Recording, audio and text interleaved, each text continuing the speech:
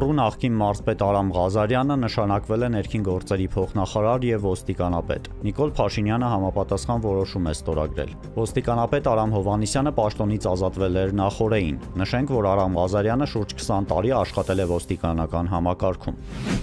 Նիկոլ Փաշինյանը կրկին անդրադարձել է ամենայն հայոց կաթողիկոսին Facebook-ում գրելով. «Մայր աթոռ Սուրբ Էջմիածինը պետք է հստակ պարզաբանի արդյոք Գարեգին Բ-ն խախտել է կուսակրոնության ուխտը և զավակ ունի։ Ըստ Փաշինյանի այս հարցը պետք է պարզաբանվի անհետաձգելիորեն»։ Նախօրեին Գերագույն հոգևոր խորհուրդը անդրադառնալով Նիկոլ Փաշինյանի գրառումներին հայտարարել էր. «Կառավարության ղեկավարի հակաեկեղեցական պահվածքը, ազգային արժեքների և եկեղեցու դեմ նախաձեռնած գործընթացները հղի են կործանարար հետևանքներով և սպառնալիք հայոց պետականությանը, մեր ժողովրդի միաբանությանը թե հայրենիքում, թե Սփյուռքում»։ Գերմանիայի նախկին արտգործնախարար Աննալենա Բերբոքն ընտրվել է ՄԱԿ-ի գլխավոր ասամբլեայի 80-րդ նստաշրջանի նախագահ։ Գաղտնի քվեարկությանը նրան աջակցել է 167 պետություն։ Քվեարկությունից հետո Բերբոքը շեշտել է. ՄԱԿ-ի գլխավոր ասամբլեայի 80-րդ նստաշրջանը որոշիչ կլինի կազմակերպության համար, քանի որ այն հսկայական քաղաքական և ֆինանսական ճնշման տակ է։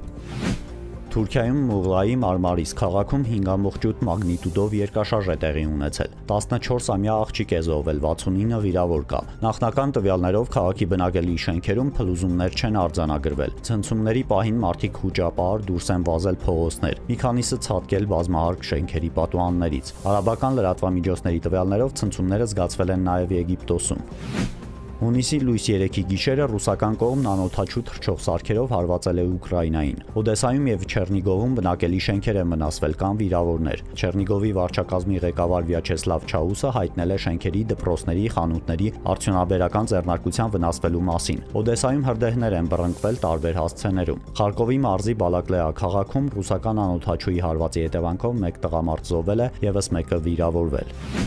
Ստամբուլում Ռուսաստանի և Ուկրաինայի պատվիրակությունների միջև անցկացված երկրորդ հանդիպումը տևել է գրեթե 1 ժամ, սակայն հրադադարի հարցում առաջընթաց չի գրանցվել։ Փոխարենը կողմերը պայմանավորվել են փոխանակել ավելի շատ ռազմագերիների, կենտրոնանալով երիտասարդների և ամենածանր վիրավորների վրա։ Նախատեսվում է նաև զոհվածների մարմինների փոխանակում 6000-6000-ի դիմաց։ Մոսկվան հակամարտության կարգավորման առաջարկներով հուշագիր է փոխանցել Կիևին։ Ուկրաինայի պաշտպանության նախարար Ռուստամ Ումերովը, որը գլխավորում է ուկրաինական պատվիրակությունը, ասել է, որ Կիևը խաղաղության սեփական ճանապարհային քարտեզն է կազմել, սակայն կուսումնասիրի ռուսական փաստաթուղթը։ Կիևի ճանապարհային քարտեզի համաձայն, որը հայտնվել է Reuters-ի տրամադրության տակ, Ուկրաինան ցանկանում է, որ խաղաղության ցանկացած համաձայնագրից հետո իր ռազմական հզորությունը չսահմանափակվի, չճանաչվի Ռուսաստանի ինքնիշխանությունը Ուկրաինայի բռնակցված տարածքների նկատմամբ։ Հանրապետության շրջանների մեծ մասում հունիսի 3-ից 4-ի գիշերը և կեսօրից հետո առանձին շրջաններում 5-ից 6-ին կեսօրից հետո սպասվում է կարճատև անձրև և ամպրոպ։ Հնարավոր է նաև կարկուտ։